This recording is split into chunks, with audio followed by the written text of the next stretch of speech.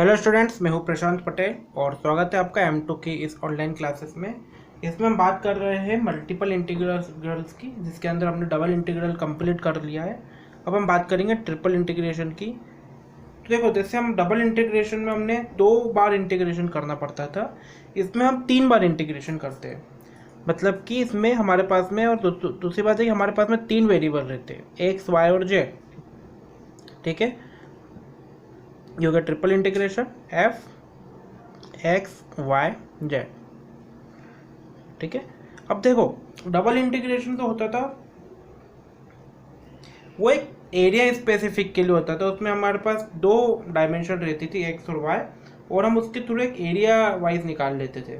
बल्कि हमको triple integration में हम वॉल्यूम निकालते। ठीक है, तो हम इसको कैसे लिखेंगे? Triple integration of X Y Z D we.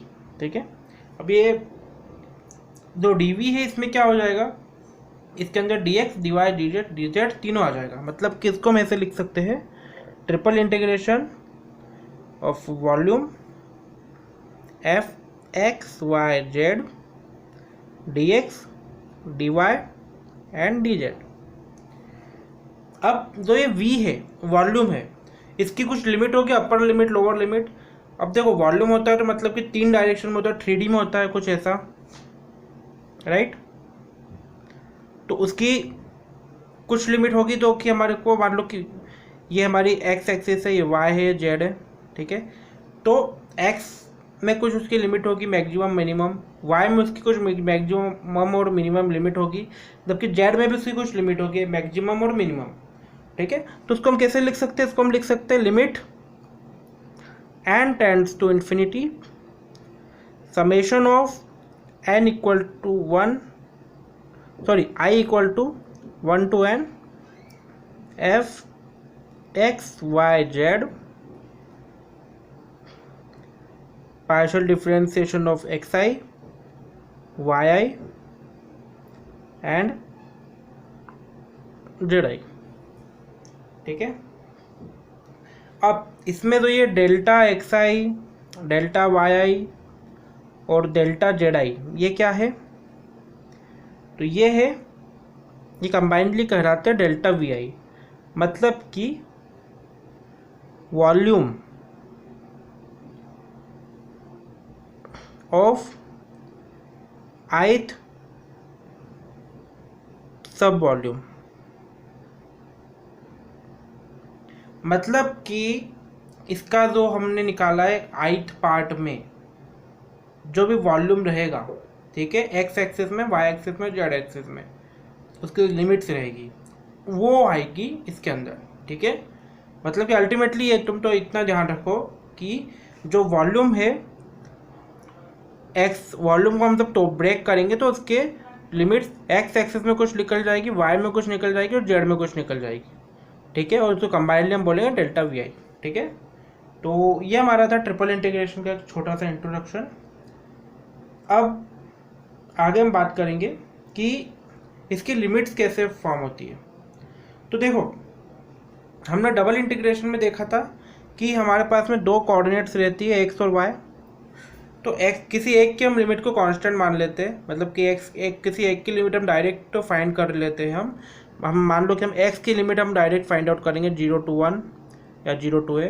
तो वाई की लिमिट जो डिराइव होती है वो एक्स से होती है, वाई की लिमिट एक्स से डिराइव होती है। मतलब कि वाई की लिमिट के लिए हम वो तो कुछ इक्वेशन में कुछ फेर बदल करते हैं।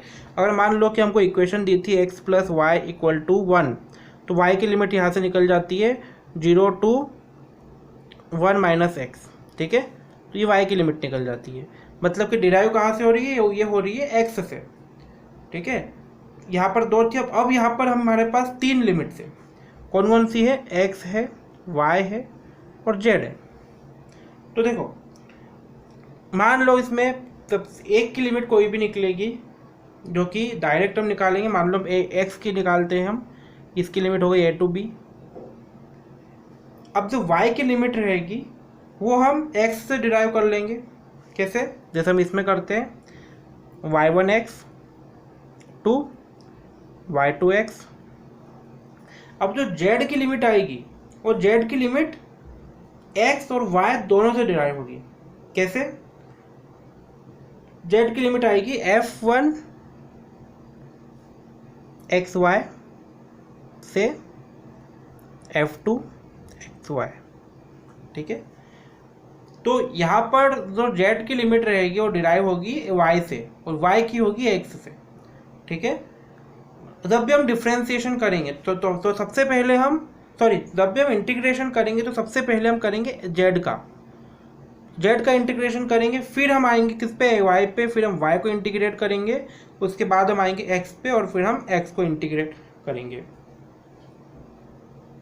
ठीक है। इसको लिखेंगे तो इसका स्टैंडर्ड फॉर्म क्या होगा, इसका स्टैंडर्ड फॉर्म होगा integration of triple integration f x y z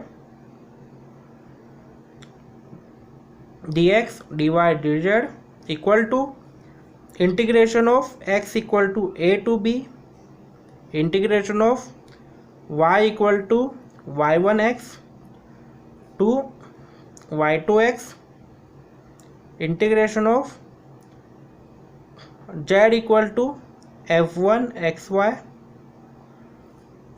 f2 xy f x y z dx dy dz, ठीक है।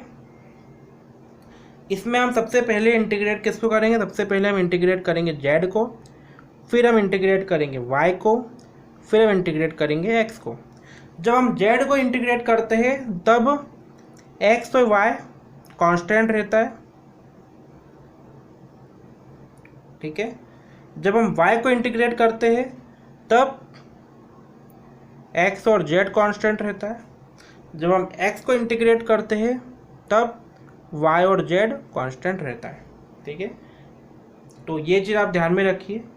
अगले लेक्चर से हम इसके कुछ क्वेश्चंस देखेंगे, ठीक है। इस तीन चीज़ों का आप थोड़ा इस थ्योरी को ध्यान से करेंगे, देखेंगे तो आपको कोई दिक्कत नहीं आएगी, आप डायरेक्ट भी कर सकते, क्योंकि कुछ भी नहीं करना है, डायरेक्ट बस आपको लिमिट्स इसमें निकालनी, मेन रोल प्ले करती है लिमिट्स आपको निकालनी है, उसके बाद में आप इंटीग्रेट कर दोगे, आपका हो जाएगा। तो अगले लेक्चर में हम इसके क्वेश्चंस करेंगे, तब तक के लिए थैंक यू वेरी मच।